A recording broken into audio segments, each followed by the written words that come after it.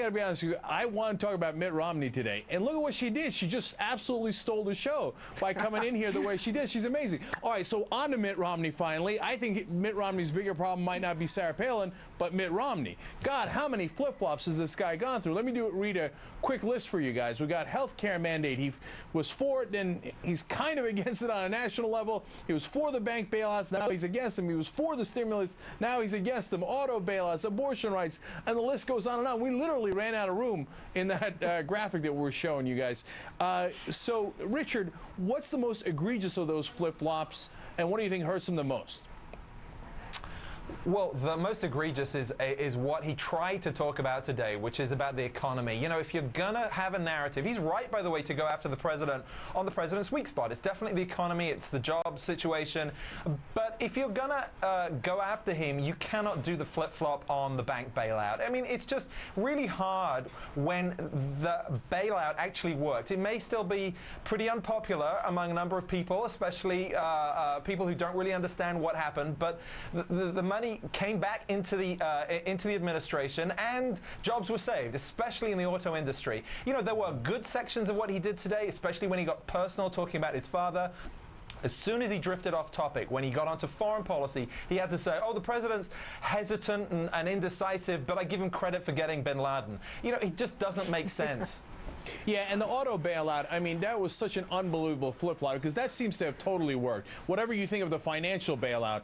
And that's why even Mitt came around saying, oh, it was my idea. I'm like, your idea? Are you kidding me? You said it was a travesty. But the DNC's hitting them on this. Let me show you guys an ad real quick and get your reaction.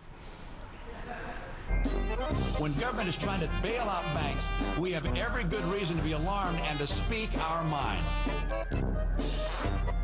We were going to be in a free fall that would cause the collapse of not just a few banks in Wall Street, but banks all over the country, killing not only a few jobs, but all the jobs in this country.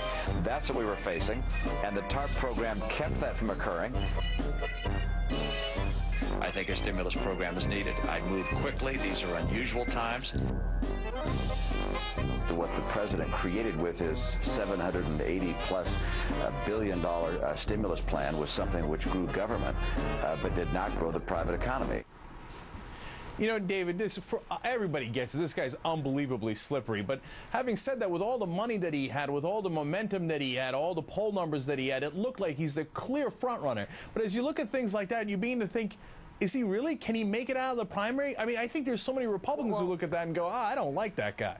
Well, of course he can make it out of the primaries. And if there's high unemployment, any Republican will have a chance. There was a line in his speech today that caught my eye, if I can read it here. It's very short. He said, we are only inches away from ceasing the free market economy. Wait a second.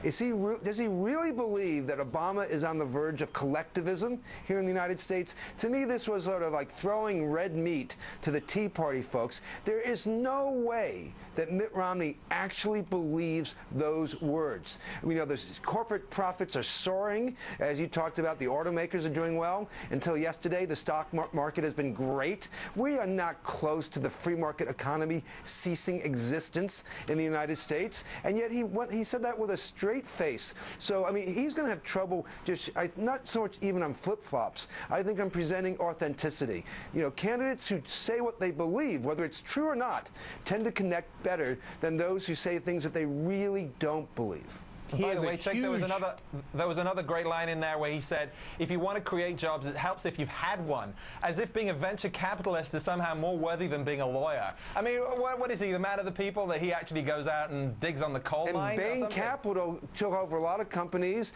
then with tremendous job losses. So he has to worry about that, too. Right, and there's no question he has a terrible authenticity problem. Shoshana, last real quick question here.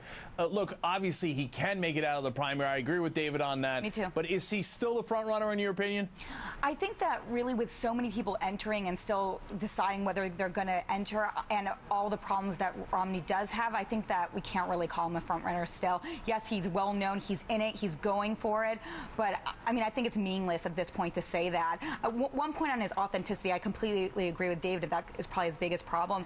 But when he was talking about his health care reform, it's interesting that he wants to defend his actions in Massachusetts instead of flip-flopping on it. So I think he recognizes that that's going to be his biggest problem.